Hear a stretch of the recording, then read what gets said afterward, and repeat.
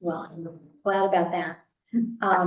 I want to experience the group public interview from the other side, having been interviewed in a pub with an audience, watching the other interviewers. I want to know what it feels like to ask questions and assess people in front while making eye contact with them. That's really from a personal perspective. I think we want to be a little bit more broad in our perspective, because I think that we owe it to our residents to be as transparent as possible, and to show that they can trust their council, their city government, to be fair and equitable. And, you know, I hate the word egalitarian, but, you know, just like letting more people know about this opportunity. And it's really for a shorter period of time. It's not signing up for a 4-year term. Okay, Rick, you have your hand up. Yes, I do. Good. I agree with Stacy that we should not be appointing today. I think that we should go out with an announcement to the general public. My opinion is that we should appoint someone to serve until the November election. So they would be appointed from whatever date we appoint them until November 2026. And in the November 26 election, we would elect a replacement to fill out the remainder of Diana's uncompleted term. The staff suggestion was that we set 3 weeks for people to turn in the form that says that they wish to be appointed, and I'm fine with that. And I think we should talk about whether we would engage in those appointments at the October study session or the October general meeting. The staff report, I think, said that suggested that if we do that we conduct the interviews at the study session and then make the appointment at the regular meeting. And I'm not sure why we need that 2-week period. Normally when we interview people for an appointment, we take a vote at the time that we interview them after we've conducted the interviews, and I'm very comfortable with that. That's my comment.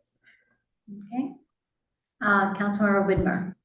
Yeah, I think that if we're going to make an announcement and collect, we have to have something done by the October meeting. So if staff can get us the applicant's information by the study session, which hopefully they can, we can do that during the study session and either appoint them then or appoint them thereafter. If staff can't get all the data or things are coming in late, we can do it at the regular meeting, but the regular meeting may have a lot of other things on.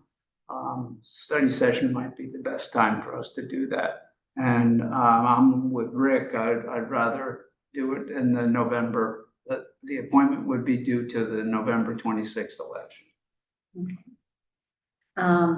So I agree with everything that's been said. I think that that's a good approach for us to do. And I think it's, you know, it's much in line of what we've done in the past, and especially the most recent past, which was just 4 years ago. And I think that the criteria or the quote unquote application process should be such that, you know, ideally we would hope to solicit people who want to serve on council who have been experienced in our committees and our, you know, way we do business, so that they just don't come in cold and not kind of know what the processes are and how to conduct themselves in a you know, government way. I'm not saying that that would be the only criteria, but I think that would show and demonstrate people's dedication to the town and not just being opportunistic, I guess. So I'm very much in favor of the time frame that we've outlined, and whether it's the October study session that we have the interviews and appoint at the same time, or if we appoint at the regular meeting. Staff had suggested that, so I'd like to hear from staff as to why that was suggested that way. Actually, we, on the bullet points there, it's interview and optional selection of a candidate. So if you interview the candidates on the first, we'll write the item so that you can actually make the appointment that evening if you're ready to do that. But if the council's not ready to do that, then you can push it to the 15th. Okay. What's planned for the agenda in October, the regular session in October? Is it packed or what? Well, No. September is really packed. Yeah, well, Yeah. Can't pull that up at the moment. Oh, there it is. Okay, September is getting a little lighter. Oh, really? Yeah, things Good. are being pushed around a little bit. Okay. October, you have the franchise amendment for green waste on the agenda. That's You've got the EV charging station budget amendment item, and then we've also got a tentative appointment for city council. And then you got consent agendas.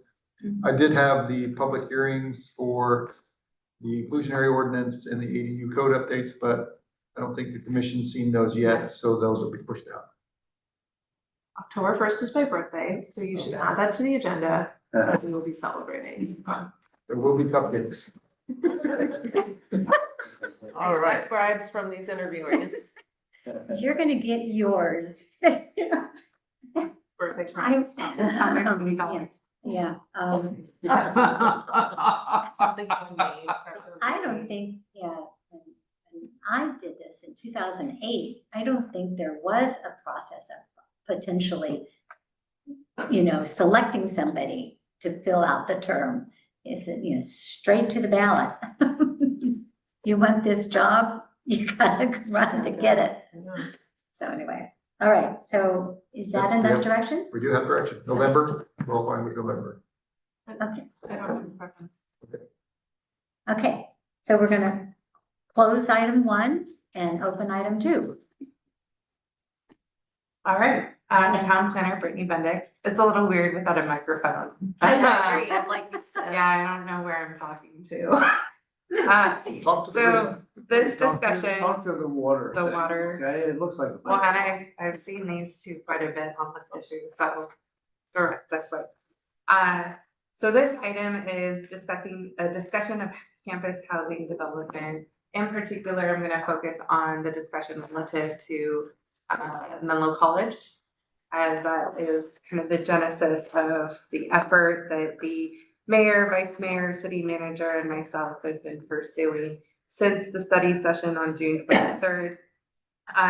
We've met with both the leadership of Menlo College and Menlo School, and really what it comes down to is Menlo College is very much willing and eager to pursue housing on their site. However, they lack the financial means to put forth not just the development, but kind of an effort to spearhead the development right now.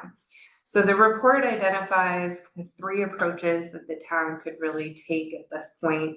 The first is supporting the pursuit of grants and loans. This would task a staff member in town to do some research on what loans and grants might even be available for housing at a private college. The main challenge here would, of course, be the limit of funding currently available, not just for private universities and colleges, but for education across the board. The next issue is supporting the pursuit of a public-private partnership. These are known as P3s. This is a model that I would say has appeared in the last decade or two, where a private developer steps in and is able to generate some revenue from whatever the housing is. In this case, we're looking more for teacher housing, because that's what teacher graduate student housing, because that's what's really going to count to our arena numbers. So the private developer might take advantage of any sort of tax benefits that the campus has, or take the rent that the student or faculty is paying to live in those units. The town in this case would provide assistance, again, through staff to hold a competitive solicitation of P3 partners. The thing I want to point out for the town to take into consideration before they pursue this is that this could identify a partner who wants to maximize beyond what the town has already approved as their development standards. Yes. The third approach would be supporting the pursuit of a donor, a private donor.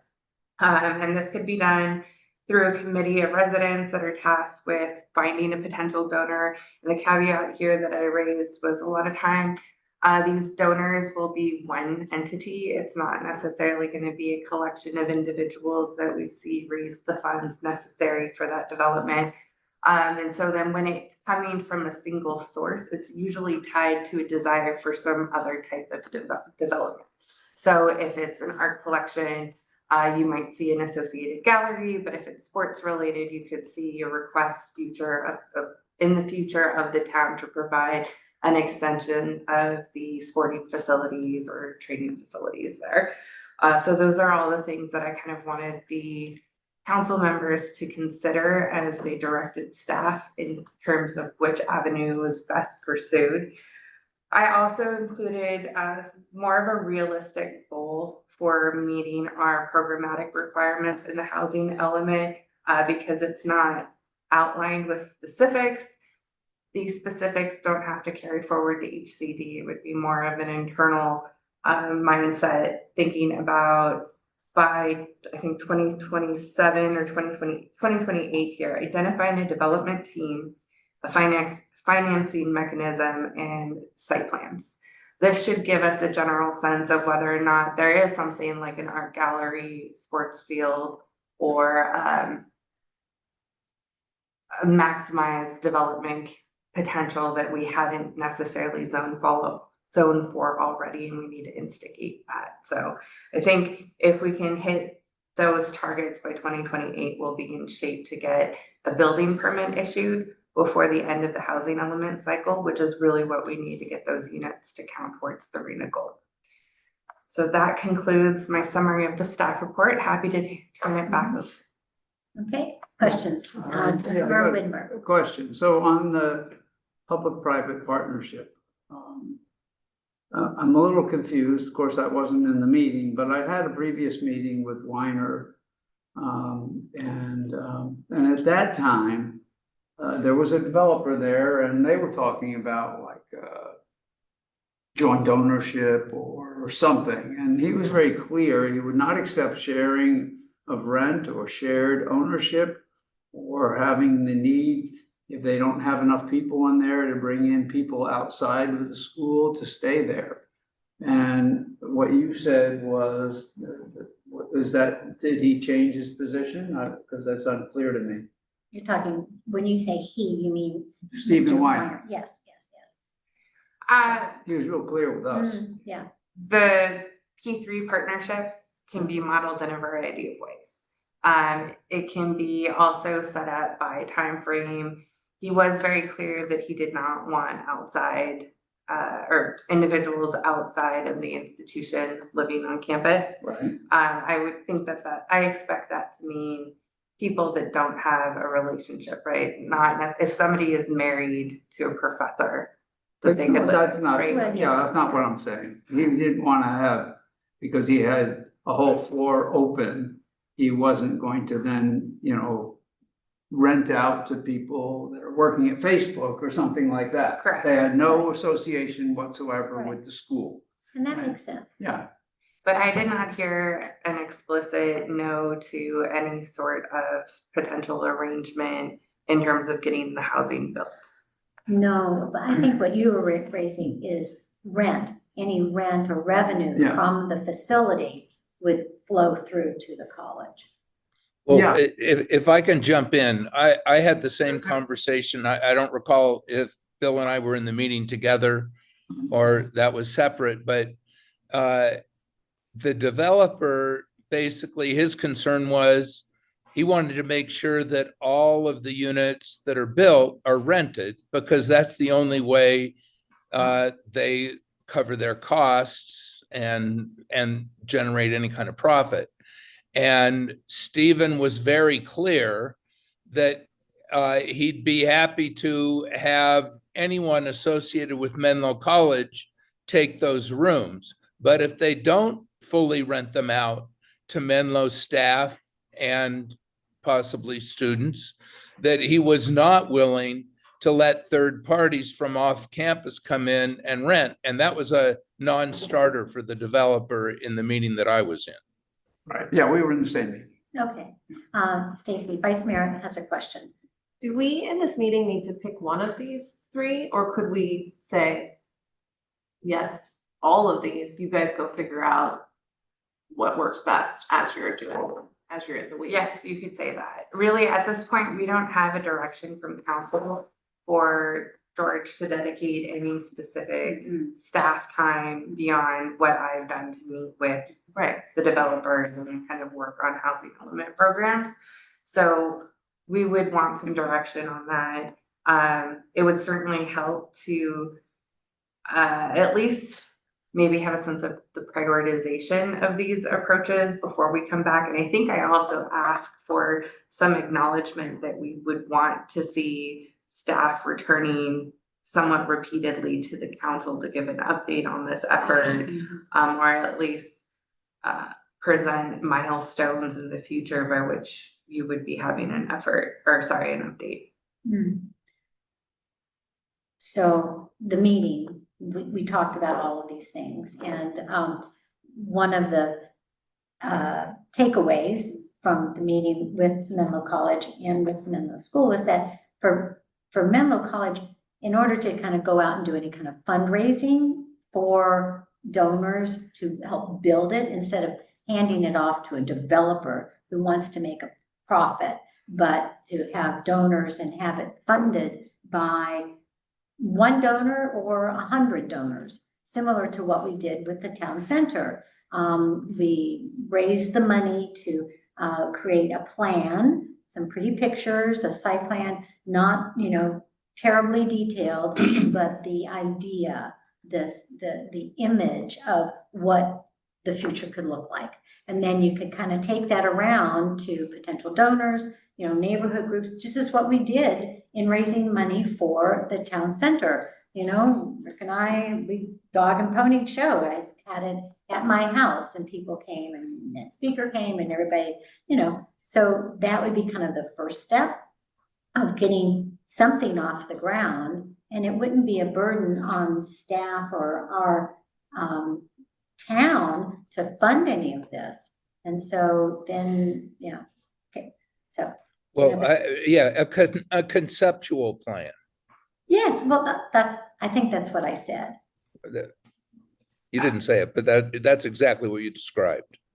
Okay, well, put the label on it, but I do believe that is kind of the first step. And I've heard that even some of the members of the Atherton Housing Coalition have said, I'll pony up, 50,000 or 100,000 to get that plan going.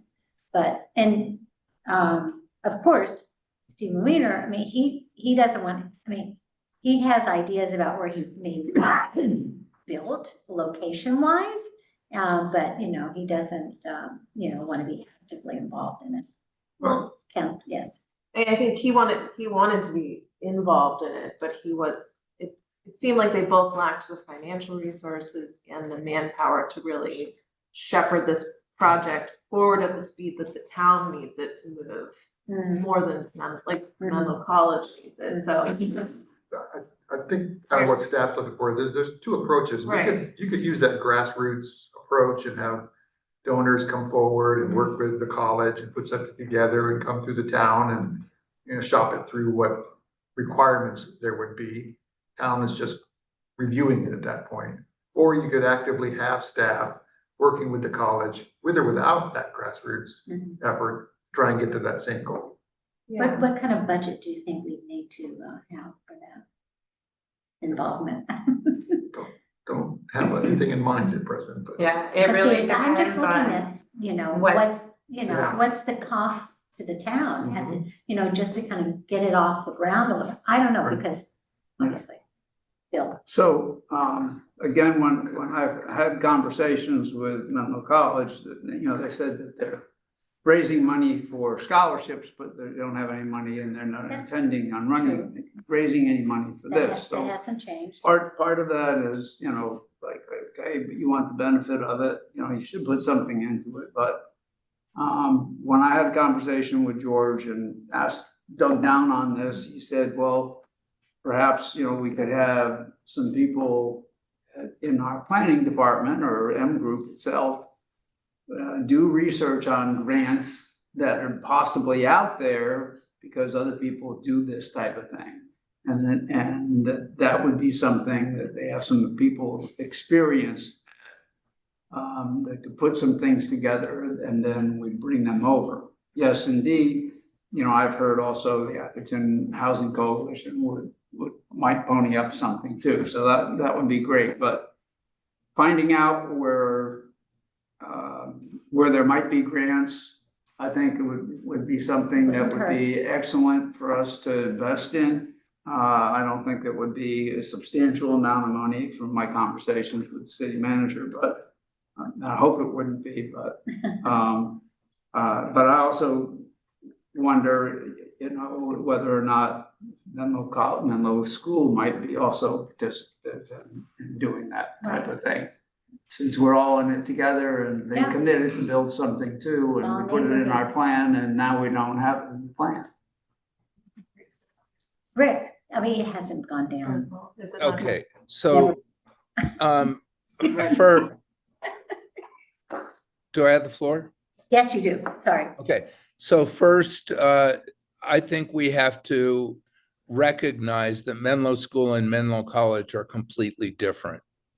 I mean, in physical proximity, they're close to each other, but we've got an RM40 unit at Menlo College and we've got only RM20 at Menlo School. And I think the willingness of each of them is quite different in terms of what they really want to pursue, which I think was accurately described in the staff report.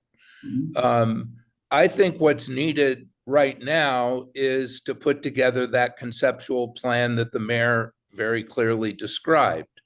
The problem with that is it has to involve some real personnel at Menlo College to do it. You can't just dump a conceptual plan on them. Look how much we were involved in putting the conceptual plan together for our town center. They're going to have to be involved and they have to commit some resource to that.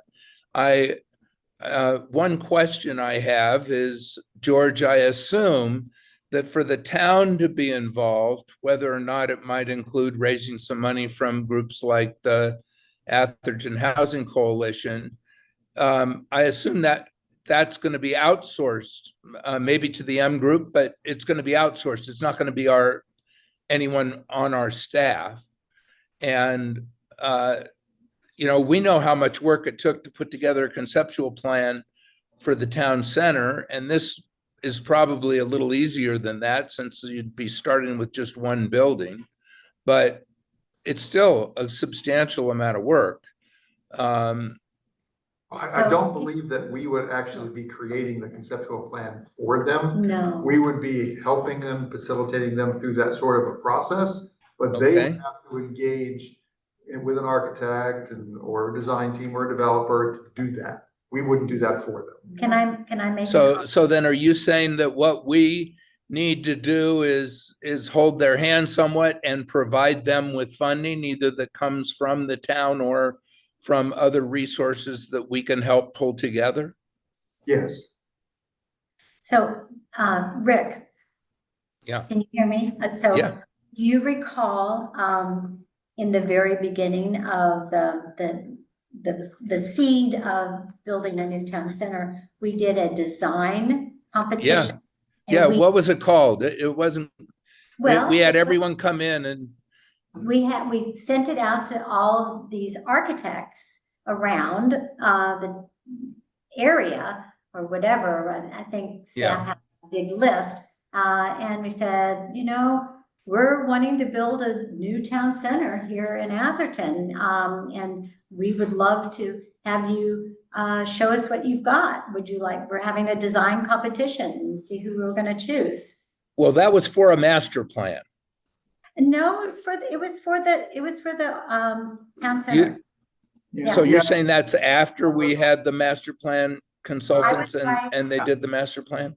It was before the master plans. Yeah. Yeah, I was on the committee then Yeah. with Elizabeth, and But- that's exactly what, and they had a group that was up in Napa, and they came down It and was they, my idea. yeah, look, I'm not saying it wasn't, I'm just But saying. it was, we went down the road with this one architectural Right. firm and it's not gonna work. And, you know, we went sideways because we ran out of money. And then WRNS, I mean, oh my gosh. Yeah. They were Anyway, actually the so I mean, there's creative ways that you can kind of stimulate some interest. And you're right that Menlo College has to be involved. And I do believe that Stephen would love to be involved in all, like the location of it, even kind of the look and feel. And, you know, he talked about on the ground floor, having it not just housing on the ground floor, but it have a purpose, like mixed use, right? So, I mean, he's got a lot of ideas about it. I want to kind of back up here a minute, and we do have a public member of the public, and maybe open it up to any member of the public for comments or questions, because we do have a very prominent member of the public. If you want to say hello. Not to put you on the spot, Sure. but since but you know, you showed up. I think I know all of you. I'm Dan Healy. I'm the head of Menlo School. Been here for 13 years, happy resident, live in the Victoria Manor neighborhood. And I came to listen to the conversation. We're deeply invested in the community and know that our school's name is part of the housing element. We're happy to be helpful where we can and appreciate the dilemma that you all face. I wish I was coming with a really good solution for you. I don't. But I want to hear the conversation. And I did just an hour ago finish a meeting with Stephen Weiner and heard what he had to say, and he should speak for himself. But my sense he's very motivated, willing to share the, you know, to donate the land, but not, doesn't have the money to build it. And it's very clear that there needs to be a replacement for the parking that would be lost. And so it's not uncomplicated, but it's also not impossible. We have a need for teacher housing. That's our greatest threat as a school. Would love to find some solutions closer. But it's, as I said to a couple folks, it's not hard to find, you know, an apartment building in Palo Alto for $500,000 a door that's much more cost effective than building housing in Atherton. So I've got a dilemma of what's the best use of resources, and my job is to put it towards the kids as much as I can. So that's our challenge. But you're going to be supportive, and maybe there's solutions and ways forward, and we'd be eager to be part of it. So Thank you. that's all Yes. helpful. Appreciate that, yeah. So, any other member of the public like to opine on this topic? Okay, bring it back to Council Vice Mayor. I have opines. You have opines. So from my perspective, the question is how much staff time do we want to dedicate to this? And from my perspective, their limit does not exist for what I feel like staff could bring to this, and I would like them to be unleashed to help Menlo College or Menlo School, because if they do not make any movement, M Group is going to be real busy when we have to redo our housing element regardless. So either we're putting in the time now, or we're putting in probably way more time later. So I would rather let you, Brittany and M Group, and whoever else you want to bring along with you, go work with Menlo College and look at all three of these, because it's, I assume, an ever-evolving landscape of, are grants available? Are there developers interested? What are the tariffs doing to this whole environment? So I don't know enough about the world of development to know which one right now is the most viable one, but you would. And we also don't have Menlo College in this room to tell us which one they prefer, or dental school, you can have access to Brittany and her magical experience too. So from my perspective, like, let's make you and your Rolodex and your knowledge available to both schools so that we can try and accelerate this as much as possible, so that we don't have to use you later for another housing element. I think that will be a natural use, that doesn't matter what. But maybe not, maybe legislation will Yeah. take it out of our hands. Okay, interesting. Yes, Councilor Widmer. Yeah, so, I think a key thing would be starting with the first dash in our providing staff to seek the grants and the loans. And we can do that concurrently with coming up with seeing if people want to do a master plan for us and things like that, like was done. But at the end of the day, money is the shortage. And so I think having people from the M group that may be working at the corporate level for them, who have done this type of thing, are looking for the grants and the financial support so that we can get the ball moving. And then perhaps when there is some funding, Stephen might change his tune a little bit, and because I understand that he said that there might be a donor or something. Okay, well then, once you have some seed money and you got things moving, then the donor could be brought in. But I think that not helping with developing, but have the people look for the grants and where the financial support should be. As I said, my conversation with George, highlighted that that's something that these guys can do, and is being done around California. So I think we need to put an emphasis on that. That's my biggest focus. Do we want to put a number on it that we would? How much money? Allocate, yeah. I would have to ask what their rates are, but I would think it's going to be $50,000 to $100,000. What do you think, George? I think it's probably somewhere in that range by the time we're done, but that's a swag. Mhm. I wouldn't put a number to it now. I sort of am along the lines of somewhere in between there, because things will evolve as we're looking at grants and other programs and opportunities. Stevens may change his mind with respect to a donor or get a donor, and then we might find a developer that'll match, and then we're in the P3 partnership, or the grant is only for governmental agencies, and that creates the P3 partnership opportunity. So it's an ever evolving So can effort. I ask a question?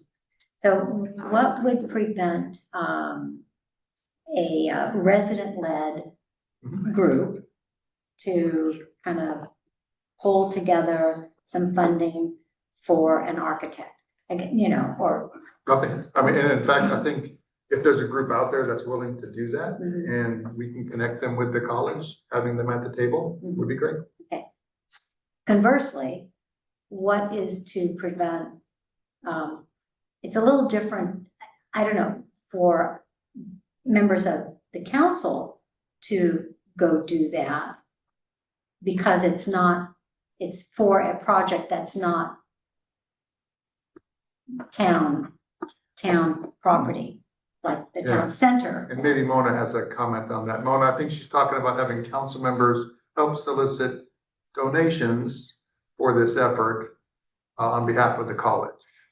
So you can do that, but there's disclosures that you need to make pursuant to the FPPC. It's called a behested payment. And so this was a new law that was adopted a couple years ago. I think I sent an email to the council about this, and I can refresh that.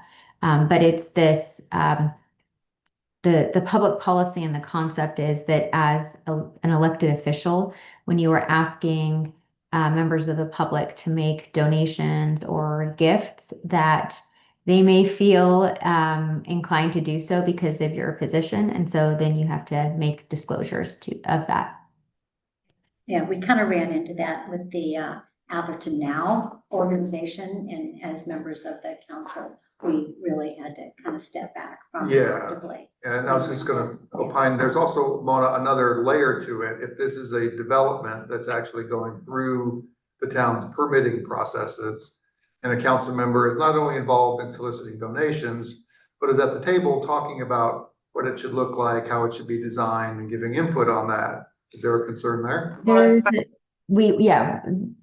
there's a difference between encouraging members of the public to make a donation. And the difference with Atherton Now is that many of the donations were coming in anonymously. So the council didn't know who was actually making the donation. So there was kind of a barrier when you were making a decision. Secondly, the Civic Center was not a land use entitlement or property interest that belonged to anybody else.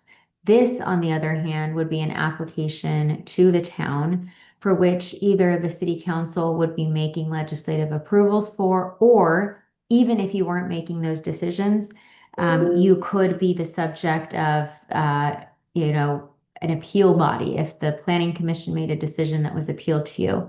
So if you participated in any level of detail in those, you might have to recuse yourself from participating in your official capacity. So I would strongly recommend against doing that so that you preserve your opportunity to participate fully as a council member. Okay. I want to take it one more step. For a council member to actively make a donation towards the fundraising effort to hire an architect, say, would be a conflict. Would it be a conflict? It could be. It depends on the contract that's before you. The conflicts of interest rules, there's no conflict of interest under Government Code Section 1090. The Political Reform Act, on the other hand, looks to see if you are going to have a reasonably foreseeable material financial impact in the decision before you. And the interesting thing is that the financial impact could be positive or negative.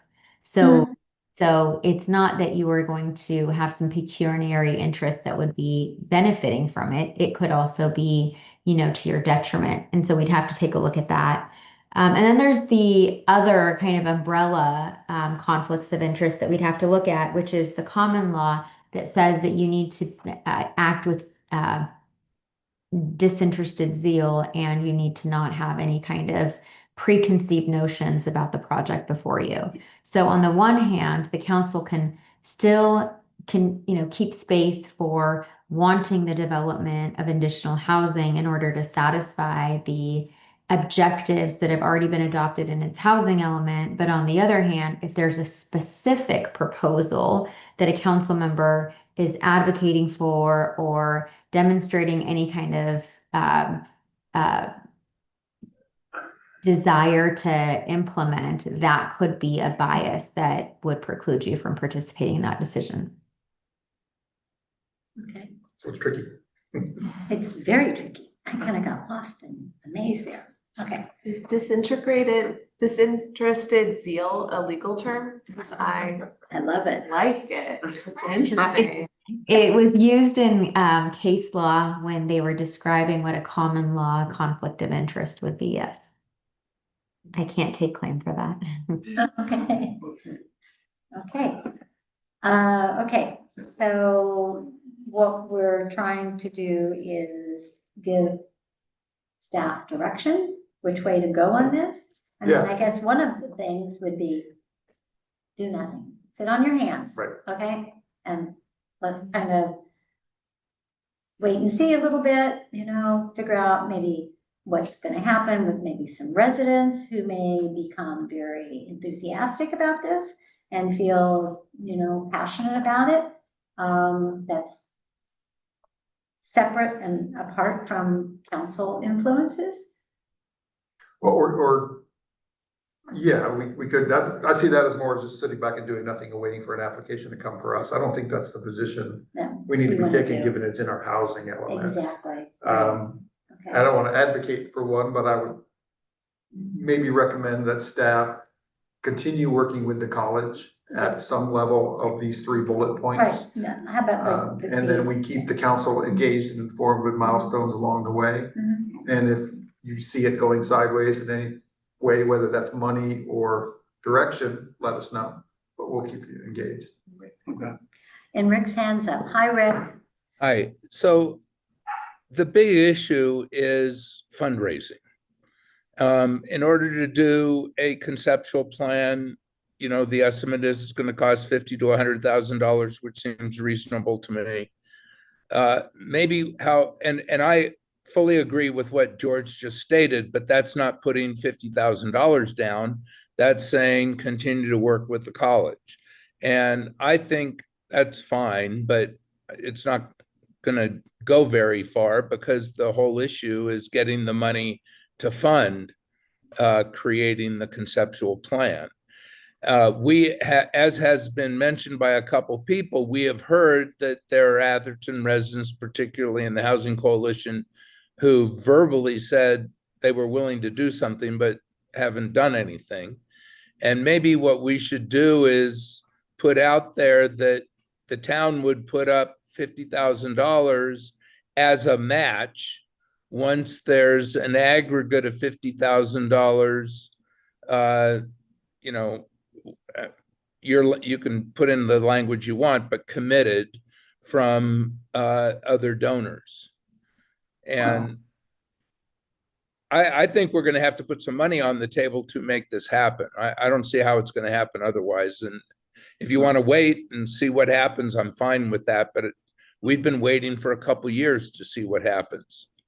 So Rick, I think that what the money that the town can start spending towards this, and that's what we were trying to figure out, how much it's going to cost, is to, in the bullet point number 1, that paragraph, to provide staffing and or financial support to seek grants and loans that support housing development. So that is something that the M group can help with and Brittany can help with. I'm not sure about the P3s and how that all works out, but the donor-driven developments, we have to get somebody on the outside of council to be passionate enough about this project to drive it and raise enough money to make the conceptual plan.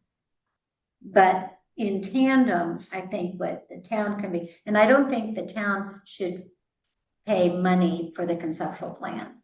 I think the town is better served doing the staffing and that type of financial support for grants. I agree with that 100%. I love it. But there's nothing that says council members, and Mona, correct me if I'm wrong, that council members can't go out there and continue to apply pressure on those residents that have suggested they would fund this to do so. Just say the time We're is now. really good at that, strong arming our residents. Just as long as- I think I would phrase it a little bit differently. I think that there's a strong public education campaign that should be occurring, because if this does not occur, then the town must revisit its housing element and its zoning code. And if the residents don't want that to happen, then they're encouraged to participate in this solution. Thank you. Nicely said. Vice Mayor.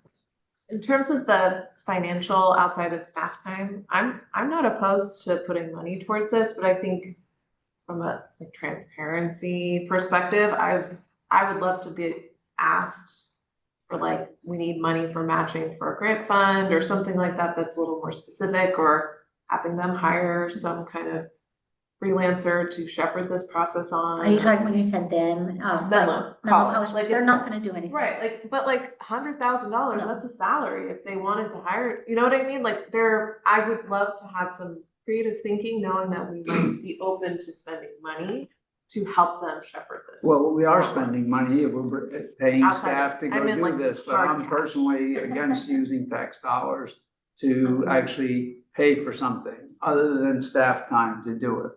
I'm against that. We were against that when the house on ECR was available and people were suggesting that we look at it. The whole council said, we don't want tax dollars to go to pay for something that we're not going to own. That's what you're suggesting, and I'm against it. I am 100%, as the mayor pointed out, let's find some grants for them. Let's find where people have done this. M Group's got people who have done this type of thing before, and then we get that, and that will get the ball rolling with Stephen. And then we can individually put some pressure on different people that have committed that they're going to make a donation and tell them this is the time. And if we don't make it, then in 2 years, we're going to be spending $1 million to $2 million and going through all the people with the T-shirts and everything, going through where we're going to rezone next. That's right. Yes, Brittany. I want to be very clear that I am not very optimistic about the extent of grant money that is out there available for this type of project. I am incredibly dedicated to looking everywhere possible to find you something, but I just think I owe it to you to let you know that I'm not optimistic that kind of money is out there right now. Understand. Well, we have the League of Cities coming up, and we should probably do some searching when Robert and I are down there and talking to some people as well. Sorry. Okay. Well, so I think it's fine to do that. I think it's going to come to nothing.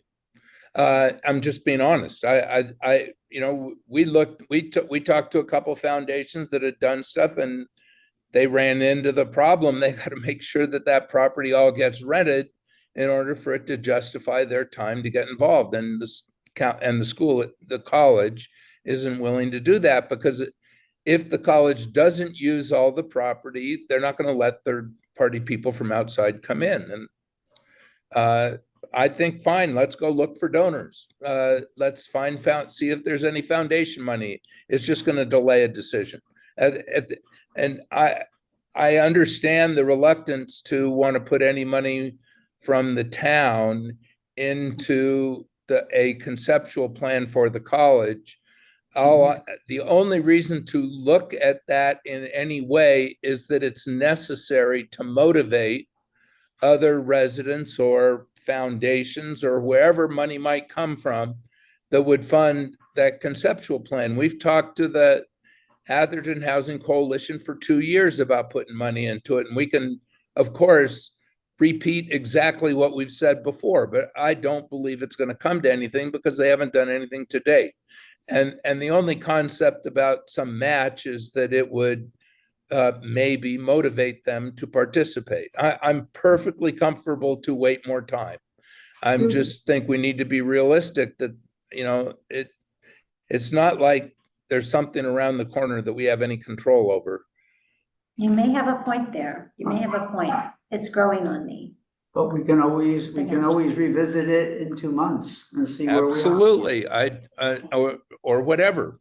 I agree.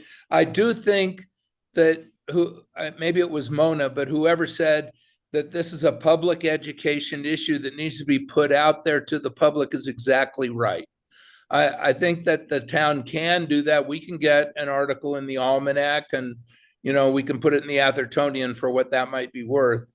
But we can get it out there and be informing our residents that, hey, we've got this housing element, it's been approved. There's a solution here, but we've got to get the schools to put in housing that we've now zoned for. And I think that is a public education issue. I think we should pursue that. I would hope that would find us some money that would come in to underwrite that conceptual plan. Thanks. Thank you. Vice Mayor, you had a comment. Did you lose it? No, I think what Rick said makes sense. What Okay. I want to clarify, what I had said before was that I'm not in favor of just writing a blank check. I am interested if there are ideas on the table that require money, I would want them brought to us for consideration. Is what my point was, because maybe there will be an idea, like what Rick said, or something else that will make a ton of sense. We just don't, it's early days. We don't know what anything is, and I don't want to close the door prematurely on something. So I'm just gonna bring it all back and I'm gonna make one really firm statement that it has, if not apparent now, it should be apparent that Menlo College for 2 years, they are not going to make any moves. It's gonna be up to us to make something started, to light the match, to get it going, and then I think it will take off. And so that's gotta be our commitment as a council, that we're gonna make this happen. And if it means that we do a matching, grant, with, some, Atherton Coalition person to start the, planning process, to do the pretty little conceptual drawing, but something's gotta get going here. Right. So, everybody in favor, say aye. Yeah, we're in favor of that, but We're saying I we can make yeah. decisions as we go along. Yes, Let's of find course. out where we are. Yeah, all right. Anything else? No, I think you need something specific. Okay, so we're gonna, bring it back to our public. I see a hand raised. I think we shouldn't lose sight of the fact that time is more of the essence maybe than we think. Uh-huh. We get to the end of this housing cycle, there's nothing on paper anywhere. It's gonna be bloodbath. Yeah, we know. And quite frankly, this artistic, conceptual thing you're talking about, to get that done is chump change. The private school that all our money goes to, they put together a conceptual plan. They want to raise $9 million, and in 6 months they've raised $7 million, and it's not a rich school. It's not in a rich neighborhood. But the conceptual thing Works. was well done and didn't cost a lot. I can find out exactly how much it cost with a phone call, but I'd be shocked if it cost us more than $100,000. No, I think. So the yeah. benefit to the town to putting some money, to Rick's point, we gotta put our money where our mouth is, because it's gonna have, we're gonna be back to people lined up out here with T-shirts on. We're not gonna make it, we're gonna make a lot of enemies if we don't have get something done at Menlo College. And I'd like to see something done at Menlo School too. I think it can be done. Yes. Okay, Yeah. here. All right. Any other member of the public want to say anything? Last closing remarks? And I have one question. Rick, you're remote with our new screen here. If you can tell from the view of the council chambers. Do you have any trouble hearing anybody in the room? He's muted. You're muted. They can't hear you. Yeah, I guess you had trouble hearing me. Yeah. Yeah, no, I've had no trouble hearing anyone today. Everyone is very clear. It's the visual is a little hard because it's quite far away and it's not always obvious who is speaking. But I've been able to hear everything. Great. The perspective is a little Including Bob just strange. now? Including what? Bob's public comment from way over there? You could hear that? Yes, I heard it very clearly. Cool. Okay, Excellent. Thank you. Okay. so, That's it. seeing no other business, I call this meeting adjourned. Okay. Great. Oh, 1 hour. Thanks, everyone.